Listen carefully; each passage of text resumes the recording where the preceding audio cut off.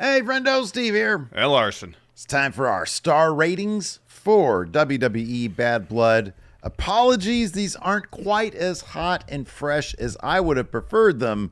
That's on me. We had dinner at my mom's house. Breakfast at my mom's house this morning. I had myself a nice pink sprinkled donut and some eggs and potatoes. So, that to me, piping hot eggs and potatoes better than piping hot star ratings. Well, what star rating do you give your breakfast this morning? Oh, 5-star affair, Larson. Are you kidding me? A donut? 5-star breakfast. Let's see if there's any 5-star matches here on this Bad Blood card. All right, Had fair 5 enough. matches. Yeah. First match, Michael Cole at the beginning said this isn't going to be a 5-star match. CM Punk versus Drew McIntyre, Hell in a Cell. A lot of people saying it's one of, if not the finest Hell in a Cell match there ever has been. Finest. Most people do believe also this should have been the main event. What'd you give this one, Steve? Well, Michael Cole was right. It's not a 5-star match. No. I actually exceeded 5 stars on this one. Wow. I give it 5.5 stars. Wow. The more I thought about this, the more I ruminated on it, the more I watched clips from it, the more I saw these guys just give everything they had. This was that damn good. So much blood, so much physicality. This was, as CM Punk said, he wanted to bring Hell in a Cell back. Guess what, Phil? You brought it back. That's right. I gave it 5.5 stars. Thought it was terrific. Well done. A great blow-off for these two guys, and one that I think people are going to be talking about for a long time. I think they set a new benchmark for Hell in a Cell after End of an Era sent the ultimate benchmark. That was probably like my favorite WWE match. Ever. Yeah. I think so. Yeah, maybe. I think it might be my favorite WWE a culmination match of a 4-year story. Heck yeah. Executed perfectly at that. So, I've recently been cured of my Punk derangement syndrome. Oh, again, since 2011, now you're back to being number one Punk fan. Sure. Now you see his side in the AW media scrum. You're like, oh, I get it now. Makes sense. Well, I think I always understood his perspective. Doesn't I don't know about that. Doesn't necessarily man. mean I agree with how he comported himself. It's two different things. Nonetheless, Punk derangement syndrome. Thing of As the past. Steve likes to say, a number one Punk fan here, Larson, despite the fact that I've never bought any Punk merchandise like Steve has. Nonetheless, Michael Cole said it's not going to be a 5-star classic, and I agree with him. Oh, same as me then. Okay, 5.5 stars. Let's move on. I gave it 4 3/4 stars. Oh, what? Oh my God. You know me, I have an upper limit of 5 stars to my scale. Wow. I didn't think this quite reached 5-star territory. Doesn't mean it's bad, though. It was very darn good. Dumping all over the match, are we? Not dumping 4 3/4 is a fantastic score. Say you hate CM Punk without saying you hate CM Punk. Only give him 4 3/4. That's like I'm 5% of matches get 4 3/4 stars. I'm adding fuel to the fire. Come on. Why would you do that? It's in the past. Our whole thing, Larson, is to be the next other guys. So our star ratings have to be rooted in controversy? No, they don't. Oh, It's our okay, opinion. my bad. Okay, my bad. Two people's opinion. That's all it is. Oh, yeah. 4 Yeah, 3/4 absolutely. stars. All right, fair Close enough. to a 5-star match, but not close. Anything that particularly stood out in this match? Let me ask this: because you've given some 5-star matches, some matches Absolutely. 5 stars. Here's the thing. This is the only thing I could think about why maybe I wasn't as invested as I maybe could have been. Okay. This, obviously, the crescendo, probably the culmination, the finale, the blow-off of their feud. Yeah. I felt like it happened a little late in terms of the story itself crescendoing. Okay. We had like 3 weeks where not much happened story-wise. Ever since Drew broke the bracelet. It's just kind of been, all right, they're having a match. Let's be Hell in a Cell. All right, let's get on with it. The match was great. Really, really good. Yeah. I kind of wonder, though, if they had done a situation where they kind of, streamlined the story a little bit. You have the SummerSlam match with the guest ref. Drew wins that one. Mm-hmm. You skip with the strap match and the 4 corners and stuff like that. Mm-hmm. You go right to the Hell in a Cell. Mm-hmm. And there you go. Bang. They each win one. You get the one match that's really based in story. The other one, violence. Mm-hmm. Everybody wins. Okay. Well, there you go. There's Larson's That's the thoughts. only, and it's a small quibble. It's a small thing. I just felt like if this match had crescendoed at the same time the actual out of the ring story crescendoed, I thought, I'd probably be more invested. But it was like 3 weeks. Suffice it to say, we both enjoyed this match. It was very good. Yeah. Let's move on to these other matches because I'm actually I knew that you and I are both going to score this pretty high within the context of our own star ratings. Let's move on to this. What's next? What's next? Well, next match was Bayley challenging Nia Jax for the WWE Women's Championship. Not winning. Nia wins. So all of these next matches are matches where there's aspects of it that I like, but for one reason or another didn't exactly come together. There was a lot of really creative stuff in this match. The ref bump where Nia landed on the ref, that was really clever. Yeah. Just there was moments in this match where they just weren't on the same page. They went back to the Tiffany is not cashing in, but Nia thinks she's cashing in well again without really pushing anything forward. The outcome was pretty obvious. Nia was going to retain. So despite liking some aspects of it, I gave it 2 3/4. I thought it was fine. If it had come together, if what they had on paper, went off without a hitch and we saw it in the ring, obviously it'd be higher. I just wish that this match, sometimes people don't have the best chemistry. People have off nights. It happens in the world of pro wrestling. We'll probably talk about that more in a couple of matches.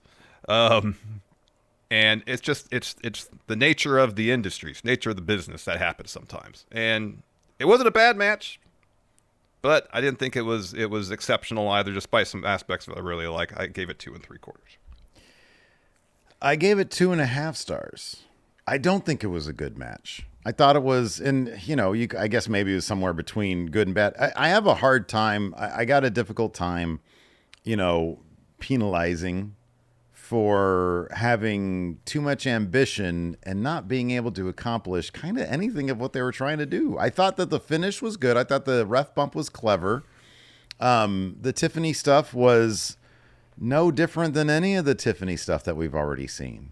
It was the same story beat. I was swearing up and down. I thought, hey, Naomi's going to host.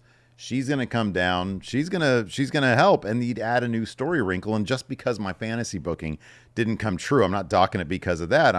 I was just saying, okay, well, let's add a wrinkle to the cash-in attempt from Tiffany Stratton because it's the same story beat. Mm-hmm. Add to that, even commentary being confused by some of the ideas they were trying in the ring.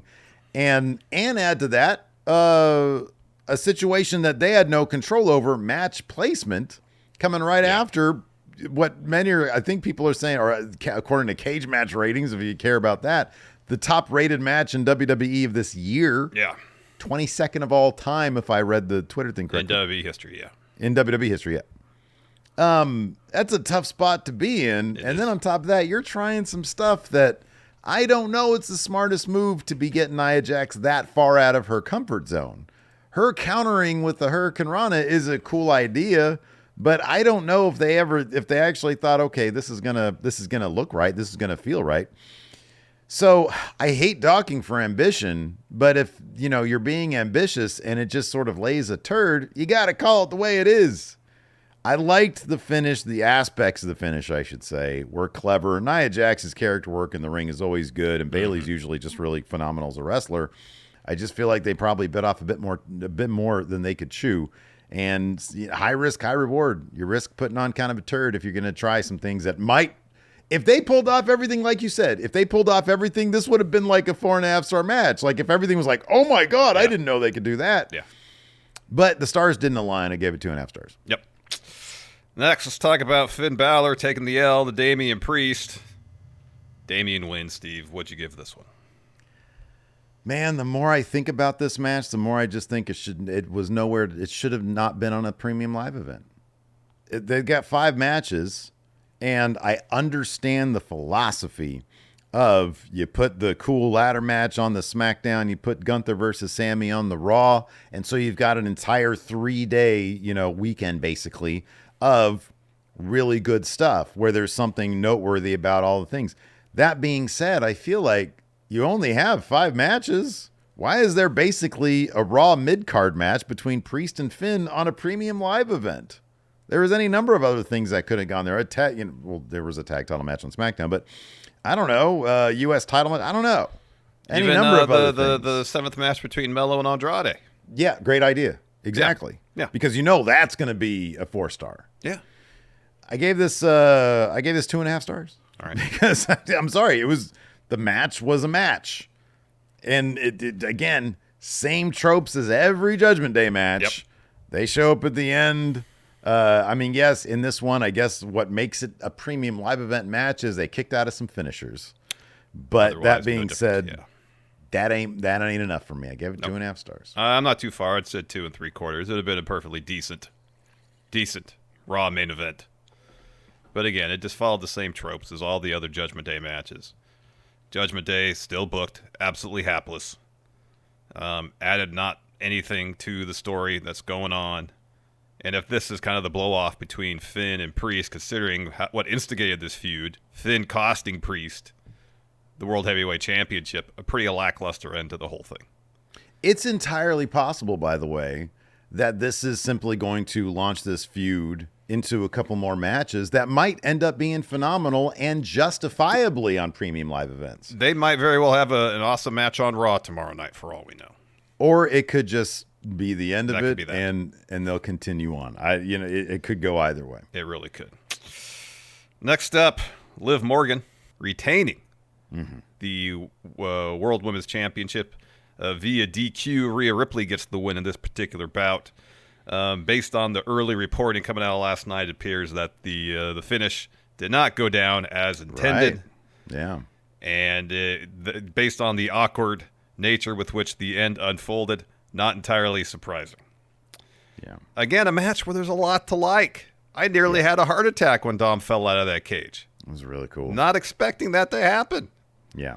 A lot of this match, the lead up to the finish, was pretty darn good. Again, if the finish had gone off as scripted, maybe you'd be sitting here thinking, oh shit, Rhea's she's a massive underdog now. Yeah. She has to take on Liv and Raquel Rodriguez. Instead, we're here sitting thinking, it's too bad this didn't go out as intended, because it probably would have been a lot more impactful. Absolutely. Than the ref trying to avert his eyes to not see Raquel obviously interfere, it being plainly obvious that it's impossible for him to not see what just happened, having to ring the bell, and then Raquel doing what she was told to do, hitting the power bomb, putting Liv on her with a bell dirty wrong. It just come off as awkward again. Commentary has to try to cover for it, with Corey saying, "Oh, it's like a ceremonial cover. It's not official, obviously, but look, Liv covered Rhea Ripley." I'm gonna go 2 3/4 stars. Again, what was good, and it's a shame that the finish didn't land, because obviously I think the match would have been much better for it. I'm not far off from you. I'm at 3 stars. I feel like if I'm trying to put myself in the position of, had the finish gone off perfectly, and I'll be honest with you, I'm not even sure. Like, I get what was supposed to happen. The ref was supposed to be completely distracted. I'm assuming by Dom. And then Raquel shows up behind him, drops the Tahana bomb on Rhea, and so I think what was supposed to happen is, when the ref went to check on Dom, that's when Raquel was supposed to shows up, yeah, with his back turned, yes. Right. And instead they did this really goofy, it's like you're playing like an easy level of stealth game. Yeah. And so if I think about the finish, if it should have gone down perfectly, then I would have given this, because this is one of those sports entertaining matches. Probably would have given it 4 stars, because I thought everything leading to that moment was wildly entertaining, and you put it over the top with that Dom bit where he falls out, almost gives Larson a heart attack, and he's got the toilet paper up there. He's acting a fool. Rhea's, doing her whole character thing. I thought it was incredibly entertaining. And so, you take it from 4 1/4. What happens if you give a shit ass finish that, was ill-timed? All right, you dump a star off it. Yeah. And I think that's probably a fair assessment right there. So I go from 4, I go down to 3, because I thought that, man, everything except for that last 2 minutes I thought was really good. And you toss those last 2 minutes, and the crowd goes, and I feel like you can't really overweight the finish. Say, oh, just because it left, because they bust their asses throughout to give us a really entertaining thing. And then, yeah, it leaves us a bad taste in our mouth. I can't overweight that and bring it down to whatever, 2.5 or whatever. Yeah. And so I bring it down to 3 because I thought that 95% of this match, pretty solid. It just so happens that, because the crowd was into it too, it just so happens that the finish laid a turd and nobody cared for it. And people are probably upset. Including the people that were involved in the match. Yeah. Were involved in the match. Yeah. So yeah, I gave it 3 stars. And given the perception of the finish, I understand why people be like, "Oh, you're overrating it." But I think it would have been 4 if it wasn't for the bad finish. And I mean, how much can you chop off the star rating? You know. Main event time. A very standard formulaic WWE tag match leading up to a couple of returns. You had Cody and Roman defeating the Bloodline. Steve, what'd you give this one? I gave this. Let me check my sheet. Yeah, not one, but 2 tepid Cody hot tags. Oh, dude! If this was based just alone on hot tags, this would be a dud. Yup. Because the hot tags were nothing to write home about. This is actually the story of 2 matches because it went 25 minutes, and I feel like this was the first 12 and a half minutes was 2-star match. It was boring, plodding, bloodline bullshit where they stand around looking at each other a lot. And they build to the last 12 and a half minutes, which were really fucking good. It was like a 4-star match. You got Cody saying, "My work is done here, sir." Yeah. And then he launched himself in Jacob Fatu. You got a lot of really good stuff. Once it picks up, once those bloodline matches pick up, they really pick up. So you got a 2-star match. You got a 4-star match. You throw into it the very emotional return of Jimmy Uso and Roman Reigns doing some character building after the match, going to help Cody Rhodes. You get The Rock coming out at the end, the final boss, doing 1, 2, 3, whatever all that means. Land on 3.5 stars. That's what I gave it. I'm not too far off. I gave it 3.25. They just need to do something about, because like the first 12 and a half minutes could have easily been a SmackDown tag match. There was nothing to it that really brought the match up to the level of it being the main event of the show. Yep. And the last half, you know what? Would have been a really good SmackDown tag match main event. Mm-hmm. Yeah, right. You know, this was placed where it was on the card because of the return of him, Jim Uso, and The Rock. Yeah. Without those returns, this probably should open the show. Mm-hmm. And Hell in a Cell definitely would have main evented. Mm-hmm. But what actually happened between the ropes, except for me, I'd say like the last, I don't know, 5 to 7 minutes where it really picked up. Mm-hmm. You know, leading up to Cody doing the splash to the table, you know, telling Roman, "Hey, you're on your own." That's around that period where it's like, all right, business is really picking up. Mm-hmm. And that through the end of the show was all really solid stuff. But much of what preceded that spot in this match was just kind of middle of the road, pretty basic WWE tag match, formulaic, cut the ring in half, isolate the babyface, hot tag, repeat. Yeah, right, yeah. And then go to the finish. So 3.25 for me. Yep. We're not far off on that one. We want to know what the friendos think, though, about our star ratings. And, of course, give us your star ratings. Load up those comments. YouTube loves that algorithm.